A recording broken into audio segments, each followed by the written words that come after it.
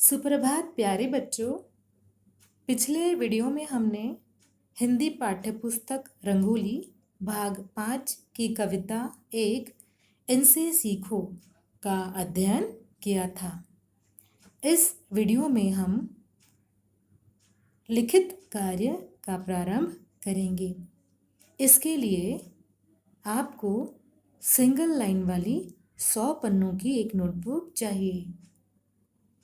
सबसे पहले हम इंडेक्स पन्ने पर सीरियल नंबर के कॉलम में 1 तथा टॉपिक के कॉलम में इनसे सीखो लिखेंगे। इसके बाद राइट साइड वाले पन्ने पर अर्थात दाहिने पन्ने पर अपना नाम, कक्षा, विषय एवं अनुक्रमांक लिखते हुए उसके पीछे वाला पन्ना खाली छोड़ देंगे। अब नए पन्ने पर कविता के लेखन कार्य का प्रारंभ करेंगे। बच्चों, कक्षा 5वीं से आप हिंदी विषय हेतु सिंगल लाइन की नोटबुक का उपयोग करने जा रहे हैं, तो अत्यंत सावधानी बरतनी है, क्योंकि हमें दी गई लाइन में सही जगह पर अपने शब्दों को और अक्षरों में लगने वाली मात्राओं को ध्यानपूर्वक लिखना है, ताकि मात्राएं एक दूसरे से सुरक्षित अंतर पर रहें। तो आइए लिखते हैं। मार्जिन के नीचे मैंने यहाँ लिखा है कविता एक इनसे सीखो और नीचे कवि श्रीनाथ सिंह। इसके पश्चात कठिन शब्द की हेडिंग डालेंगे और 3 कॉलम्स बनाएंगे। पहले कॉलम में कठिन शब्द लिखे गए हैं, जिन्हें आप 3-3 बार लिखते जाएंगे। मैंने यहाँ एक बार लिखा है शीश, वर्षा, हृदय, पृथ्वी, प्राणी, चरित्र। इसके बाद एक लाइन खाली छोड़ देंगे और शब्दार्थ की हेडिंग डालेंगे। बच्चों, शब्दार्थ की हेडिंग डालने के बाद आप शब्द और अर्थ के कॉलम्स बनाकर शब्द के कॉलम के नीचे शब्द और अर्थ के कॉलम के नीचे उनके अर्थ लिखेंगे। नित यानी हमेशा, पथ यानी रास्ता, चरित्र यानी व्यवहार, उत्तम यानी सबसे अच्छी, विद्या यानी ज्ञान। इसके पश्चात लिंग बदलो। बच्चों, लिंग 2 तरह के होते हैं, ये आप बचपन से जानते हैं, कक्षा पहली से ही जानते हैं।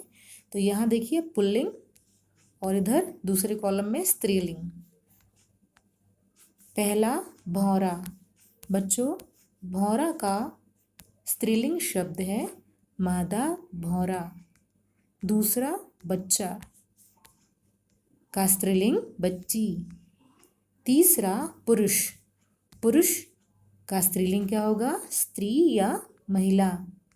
चौथा गुरु।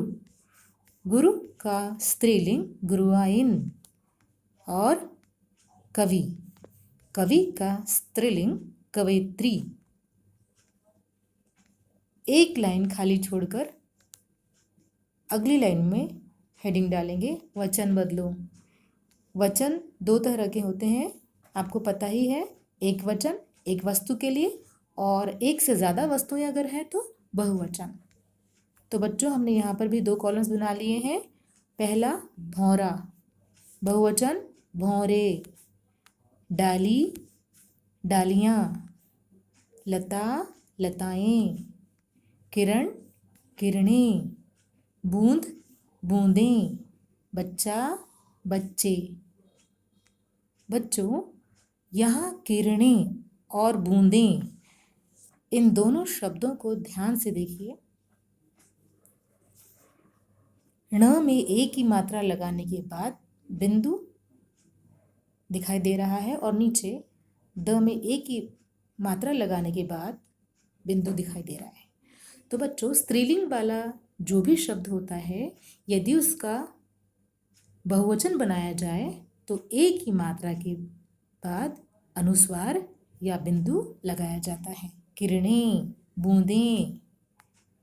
अब अगली हेडिंग डालते हैं पर्यायवाची शब्द।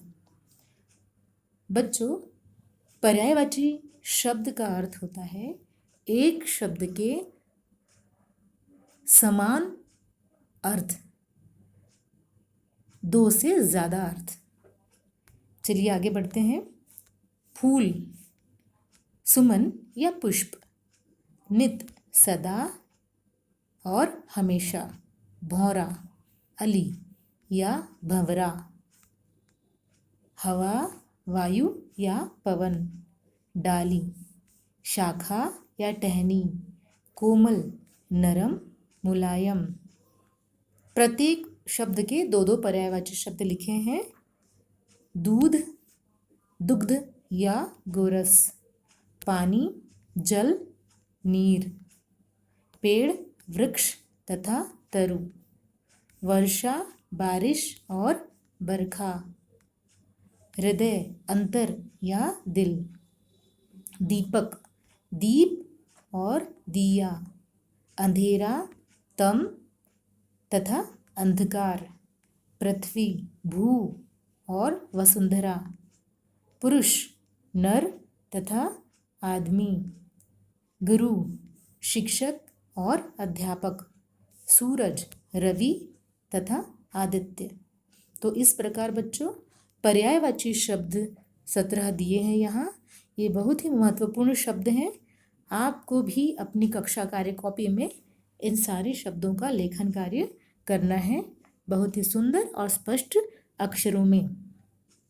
साथ ही साथ इनकी मात्राएं भी याद कर लेनी है। अगला हेडिंग है विलोम शब्द। विलोम अर्थात विपरीत अर्थ वाला शब्द। हंसना का उल्टा क्या हो जाएगा? रोना। कोमल का उल्टा कठोर। अंधेरा का उल्टा उजाला। सत्य का विलोम असत्य। सच्चा का विलोम झूठा। अगला है तुकांत शब्द। तुकांत अर्थात तुक वाले शब्द या मिलते जुलते शब्द। अंग्रेजी में आप इन्हें राइमिंग वर्ड्स भी कहते हैं। पानी, रानी, नानी। लता, बता, पता। अपना, सपना, तपना। हवा, तवा, दवा। फल, बल, हल। बच्चों, तुकांत शब्द लिखते समय अंतिम अक्षर की मात्रा का खास ध्यान रखना है और उसी प्रकार से सार्थक या अर्थपूर्ण शब्द बनाना है। अगला है पाठ ज्ञान। पाठ ज्ञान के अंतर्गत हमें प्रश्नों के उत्तर लिखने हैं। तो प्रश्न क्रमांक 1, लता और पेड़ों से हमें क्या सीख मिलती है? बच्चों, कविता के स्पष्टीकरण में ही आपको पता चल गया है। बड़ा ही आसान सा प्रश्न है यह। तो लता और पेड़ों से हमें यह सीख मिलती है कि हमें आपस में मिलजुल कर रहना चाहिए। जिस तरह लता और पेड़ आपस में मिलजुल कर एक दूसरे का सहारा बनकर रहते हैं, उसी प्रकार हमें भी मिलजुल कर रहना चाहिए तथा सबके साथ अच्छा व्यवहार करना चाहिए। मैंने यहाँ उत्तर नहीं लिखा है बच्चों। आपको सोच समझकर तथा कविता के स्पष्टीकरण को सुनते हुए और अपने अवबोध के अनुसार इस प्रश्न का उत्तर लिखना है। इसके पश्चात ख, वर्षा की बूंदें हमें क्या प्रेरणा देती हैं? तो बच्चों, जिस तरह वर्षा की बूंदें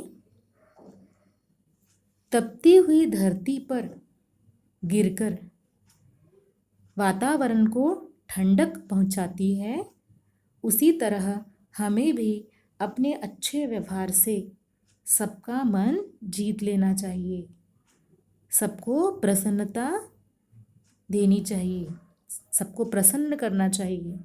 तो वर्षा की बूंदें हमें यही प्रेरणा देती हैं। अगला प्रश्न है, पृथ्वी से हमें क्या सीखना चाहिए? तो देखिए बच्चों, इंसान से ही हम सारी चीज़ें नहीं सीखते हैं। हम वर्षा की बूंदों से, पृथ्वी से, पेड़ पौधों से, धुएं से, मतलब प्रकृति की हर वस्तु से हमें कोई ना कोई सीख मिल ही जाती है जो मनुष्य के जीवन में काम आती है। तो यहाँ पर प्रश्न दिया है, पृथ्वी से हमें क्या सीखना चाहिए? बच्चों, पृथ्वी से हमें निस्वार्थ भाव से सबकी सेवा करना सीखना चाहिए। अगला प्रश्न है, सत्पुरुष के जीवन से हमें क्या शिक्षा मिलती है? सत्पुरुष, उत्तम पुरुष, अच्छा पुरुष, तो उनके जीवन से हमें क्या शिक्षा मिलती है? बड़ा ही आसान प्रश्न है और आपको याद आ ही गया होगा कि सत्पुरुष के जीवन से हमें अपने चरित्र को उत्तम बनाने की शिक्षा मिलती है। बच्चों, सत्पुरुष का जीवन बड़ा ही अच्छा होता है क्योंकि उनका चरित्र उत्तम होता है और उत्तम चरित्र के बल पर ही वे सत्पुरुष कहलाते हैं। अगला प्रश्न है, शीश झुकाना तथा ऊंचे चढ़ना का क्या अर्थ है? शीश झुकाना अर्थात घमंड न करना तथा सबके साथ विनम्र भाव से रहना, सबके साथ विनम्र व्यवहार करना अर्थात शीश झुकाना हुआ। और ऊंचे चढ़ना का मतलब है कि अपनी उन्नति या तरक्की के लिए हमेशा प्रयत्न करते रहना। तो बच्चों, इस प्रकार से आपको इस प्रश्न का उत्तर लिखना है। इस कविता के कवि कौन हैं? इस कविता के कवि श्रीनाथ सिंह हैं। अब अगला प्रश्न है, इस कविता से आपको क्या सीख मिलती है? बच्चों, बड़ा ही आसान सा प्रश्न है यह, क्योंकि संपूर्ण कविता में, हर काव्यांश में मनुष्य के लिए सीख दी गई है।